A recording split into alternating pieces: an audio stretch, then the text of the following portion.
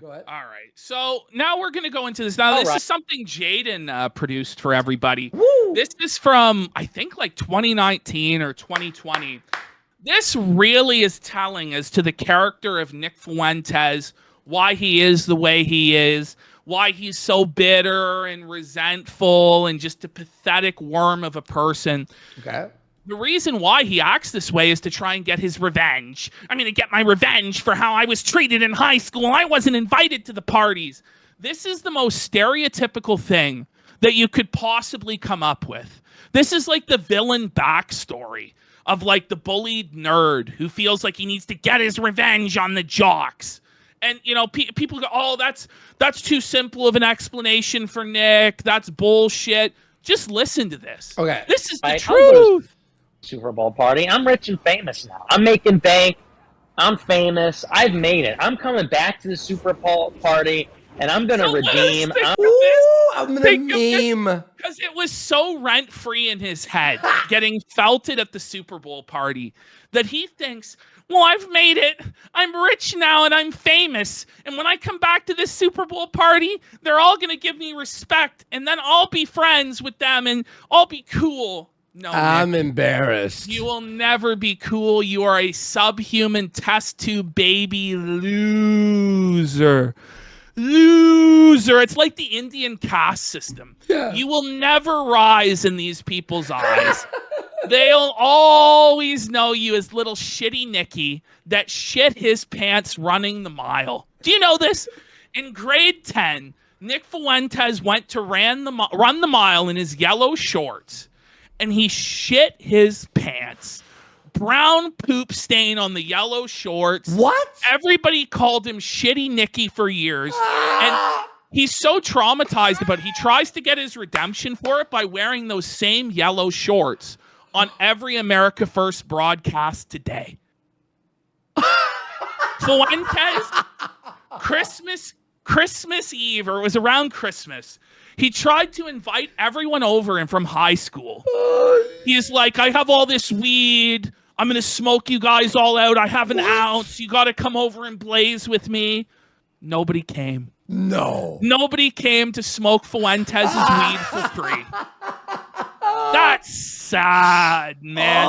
That's sad. But here it is. His story of high school, of the Super Bowl party, of being rejected. He blocked you, right? Oh, of course. He blocked me like in day one. I'm gonna show up. I just checked it immediately. I was blocked. I checked the next day. Yeah. This rich, happening guy. You're all still in fucking school. I just made headlines with the Groiper War, and I got money. They didn't see the headline. They didn't give a shit. They just didn't care. It's like now he's like just a clown.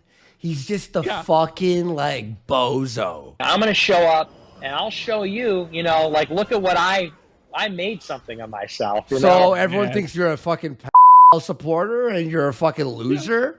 Yeah. And you're not even I was rich a loser anymore. at the Super Bowl party as a kid, and I was the umpire. We go to the baseball. This is so sad. Down the street, we leave the party, and they're team captains picking teams.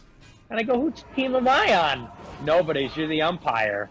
I was like, what? Oh, you're the umpire? It's so embarrassing. I thought he was like, he chose to be the umpire. No. No, he wasn't allowed to play on any of the teams because he had no athleticism. Wait, he was a worse than dorky being little picked nerd. Last. No, he wasn't even picked. He wasn't even picked last. There's some other like spurgy autistic kid that they're like, well, you know what? At least you're not Shitty Nicky who shit his pants running the mile. All right, you know, they picked Randall. Randall Weems. He's like the Menlo. You know, they like have more respect for the snitch than they do for him. You know, this is sad. This is so embarrassing. And this is his villain origin story. This is why he's so angry at the world and frustrated. No women would have sex with him, but let's be real. He was closeted the whole time. But he was rejected by all the women. Nobody wanted him on their baseball team. He wasn't even picked last, wasn't the umpire, treated like shit at the Super Bowl party. Now I will get my revenge. I'm going to prove something. Okay. Well, he's proven something. To kill myself. It's just like, okay, that just destroyed me. I was like, okay, so I was the umpire. Well, now I'm the big dick. I'm the You're the pitcher. HMFIC around here. Yeah, now I'm the pitcher. What did he mean by that? So I show up to this thing. This is like 2 years ago. And I say, oh, hey, everybody. I say hey to all the parents, and I wind up getting a plate of food, and I go to the basement with all the neighborhood with the kids. They're all there. They're all adults. And we're sitting around. We're talking and everything. And get this. They all get together and leave to go to another party and don't invite me. Whoa! Oh! Oh, his heart just shattered. Why would he say this publicly, man? It's so embarrassing. It's so shameful. This might be one of the most embarrassing clips we've ever played on the show. Before he became successful, at least they let him be the umpire. This time, they're like, you're such a loser. You're such a seething little incel. Sorry, bud. We're all going to a different party. You're not invited. Beauty. And this plays over and over and over again in his head. This is in his dreams. It's rent-free. And this is what motivates him, is the spite, the hatred, trying to prove that he is worth something, trying to get his revenge on other people by making their lives shitty through his hateful bullshit rhetoric. This is what he is. This is what he is. And that's why he wants to make his own followers miserable as his revenge for this. That's why he preaches to them, be an incel, don't get women, don't party, don't have fun, just be a shut-in, be an autistic loser online. That's what he was. That's what he was, and that's what he always will be. That's the cool thing to be, when really it's not. And he can't move on from it. There are a lot of people that were bullied in school. They move on from it because at the end of the day, it doesn't really matter. But to him, it really does matter. His self-esteem is dependent on the acceptance of those kids in the neighborhood, and he'll never have it. So he'll never truly have self-esteem. He'll never truly have confidence. Mm-hmm. He's a deeply insecure person seeking validation from others. And if he wasn't, he wouldn't have went to that party in the first place because he didn't need, but he needed it. He needed it. By the way, you know what I need is more subs, but we got some. Creeping on down has gifted 20 fucking subs. Let's go. Let's get him a crown if he doesn't have one. Hell, if we have any left. Do we have any left? It's getting close, actually. Sheesh. Creeping on down for 20. We are 19 away from the goal. Big support, big comeback. Thank you so fucking much. Holy shit. This is embarrassing, creeping on down. Chat, it's bad. Chat, you seen this? This is sad. What game are they playing anyway? Is this a World of Warcraft? I think it's World of Warcraft. Okay. So it couldn't be any more stereotypical. Yeah. Crying about how you didn't even get picked for the sports team. Well, you play World of Warcraft, and how the other kids went to a party and didn't invite you while you play World of Warcraft. It's a WoW raid. Yikes. I creep on the down. Thank you, everyone, for the big support. Everyone. Holy shit. Fat Chick Thriller with that fucking big bomb, too. Mad support. Let's go. All the boys that I grew up with, all those guys, it's fucking grown-ups. They were reading. We finish eating, and they're all like, oh, okay, we're all going to leave now. Okay, see you later. Woo! Imagine. And I'm the only one left. And I said, you know what? Fuck this. I said, I'm leaving too. Forget it. And whoa. Did you hear that? Yeah. He's like, everyone left. And he goes, well, I guess I'll leave too. It's like, well, there's no one to even talk to. You're the only one left. No one's there. You almost feel bad for him telling this story because, there's times, I'm sure for everybody where you were excluded or you weren't the most popular or you were made to feel lesser. But the difference between you and Nick Fuentes is that you actually grew up. You weren't like stuck in this Peter Pan syndrome where you're a perpetual child and you relive the trauma of middle school and high school over and over and over again on a daily basis, seething about people who wronged you 10, 15 years later. Like, get a fucking grip. And the fact that he's publicly crying like this, desperately seeking validation anywhere he can get it, shows that he's just pathetic. And it's sad. And I pity him. I pity him because there are a lot of people who, you know, they end up having this mindset of being a victim because they were bullied in school and they never move past it.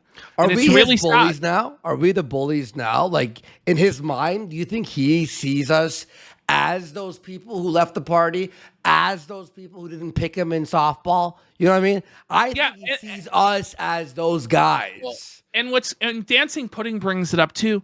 The people who did it to him don't even remember any of the shit that haunts him. It's like the M. Bison. For them, it was Tuesday. For Nick, it was the worst day of his life. They don't remember that party. They've been to dozens of parties since then, but he remembers it. He remembers it big time. Malcolm X has gifted 5 fucking big support, 14 away from the extended show goal. Big support. Yeah, he thinks about it daily. And when we make fun of him, by the way, when we make fun of him, it all comes back. I thought he blocked. I bet you when he was unbanned, you and I were the first names he went to on Twitter to block. Guarantee you, because we actually affect him in a spiritual level. Malanga says that's why he hates his audience so much. To him, all the cool kids have left, and all that's left is the dorks. And he resents that. He resents that he's still sitting at the nerdy, smelly kid table. He wishes he could be at the jock table, the popular kid table. And that's why he hates his own followers and shits on them. Because he's still trapped in that time. It's fucking crazy. All right, there's some more. I've never gone to any one of those things. And my parents are always like, oh, you never go. They ask about you. I said, you know what? I did that one time. I said, they treated me like shit when we were kids. I said, and fair enough, we were kids. I said, I come back a couple of years ago, and I still get, clowned on. I still get clowned on. Whoa, wait. So he becomes famous in headlines, and just like, it's little Nicky. It's little boy Nicky. Hey, what's up, bud? Here's the thing is, Nick, no one cares about money or headlines or, you have a video with 1 million views and shit. No one cares about that shit, man. Do you know what would have helped him more? What? Not being such an uptight, angry little spurg. Yep. If he just talked about something maybe other than Donald Trump and politics and trying to prove how much smarter he was than everybody else there, which no one gives a shit about, and maybe if he just had a beer and was just chill and normal, then maybe he wouldn't be treated that fucking way. Maybe they would have went, oh, wow, he's really changed. He's really matured since the last time we saw him. But really what they saw was, this is a guy trapped in time. He's still the same stagnant spurg know-it-all, insufferable know-it-all that's going to preach to us about how much smarter he is than us. Look at all that I've done. Instead of just actually being like a normal human being and talking to them about what they want to talk about. You know what I mean? Yeah. Like at a certain point, like it's not them, it's you. You're the reason that you're not a part of that group. Because you're a smart Alex Spurg. And that's what it is. That's what it was. Yeah. He still was that same guy. Oh God. All right, here we go.